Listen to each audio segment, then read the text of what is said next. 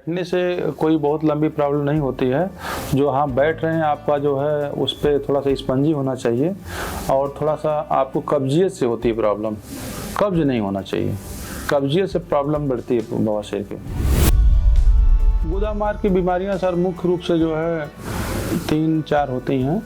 जैसे अमूमन जो हमारे क्लिनिक के पेशेंट आते हैं तो एक होता है एनल फिशर बोलते हैं। उसमें क्या होता है कि मरीज बहुत दर्द लेकर आता है और उसको बोलता है कि मुझे बहुत दर्द हो रहा है, बहुत परेशानी, लैट्रिन करने में हो रही है, टॉयलेट करने में बहुत दिक्कत हो रही है, कब्जियत बहुत ज़्यादा रहती है।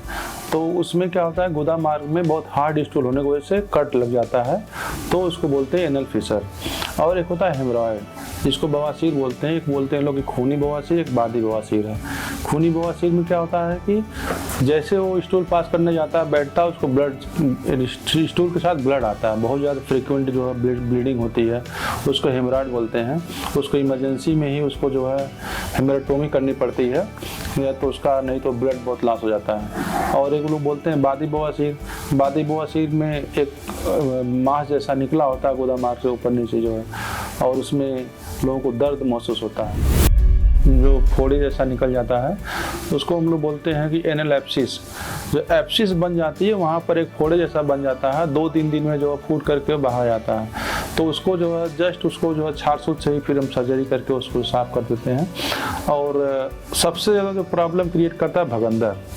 भगंदर जो है कई तरह के होते हैं, और भगंदर में मरीज जो है बहुत परेशान होता है। बहुत मिथ्या भी लोगों के बीच में है कि भगंदर ठीक नहीं होता है, और भगंदर कॉम्प्लिकेशन होता है बहुत ज़्यादा। भगंदर क्या होता है कि हमारे गुदा मार्ग के बगल से एक छिद्र बन जाता है, गुदा मार्ग से मवाद बहने लगती है, वो फोड़े जैसा बन जाता है। उस मवाद के बहना, पहली बार तो मरीज सोचता है कि नॉर्मल फोड़ा, उसे दवा लेता है, तो उसको फोड़े समझ को उसके इन्फेक्शन और बढ़ जाते हैं, वो ट्रैक लंबा हो जाता है, तो भगंदर का विशाल रूप बन जाता है। डायबिटीज़ के मरीजों के लिए तो बहुत ही रामबाण है, क्योंकि डायबिटीज़ के मरीज में इसमें ना कोई कट होता, ना कोई चीरा होता, बहुत इजीली जो है ठीक होता है। क्योंकि जो छारसूत की प्रॉपर्टी होती है, कट भी करता है, हीलिंग भी करता है, और एज ए एंटीसेप्टिक भी होता है और एंटीबैक्टीरियल भी होता है, इसलिए वो बहुत ही अच्छा होता है। जो नासूर होता है उसको साइनस भी बोलते हैं इंग्लिश में, ठीक है।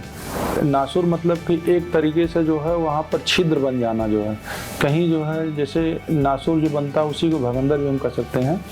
जो इन्फेक्शन की वजह से एक ट्रैक बन जाता है, और उस ट्रैक अंदर से लेके बाहर तक निकलते हुए नासूर होते हैं।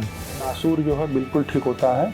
छार सूत्र पद्धति से जो है नासूर एकदम पूरा 100% क्योर होता है। अभी इसीलिए हमारे जो है छार सूत्र जो है के लिए जो है पद्मश्री भी मिला हुआ BHU के professor doctor Manoj Sahu sir को जो है। तो नासूर के लिए कोई घबराने की बात नहीं है, छार सूत्र से बिल्कुल रूप से ठीक हो जाता है। सर्जरी कई प्रकार की होती है। पाइल्स की सर्जरी जो लेजर सर्जरी आज थोड़ा एडवांस सर्जरी हो गई है, और लेजर से भी होती है, लेकिन सबसे बेस्ट और सबसे सेफ जो होती है वो छारसूत से होती है। और छारसूत बंधन से ही मरीज को कोई परेशानी नहीं होती, आराम से ठीक हो जाता है।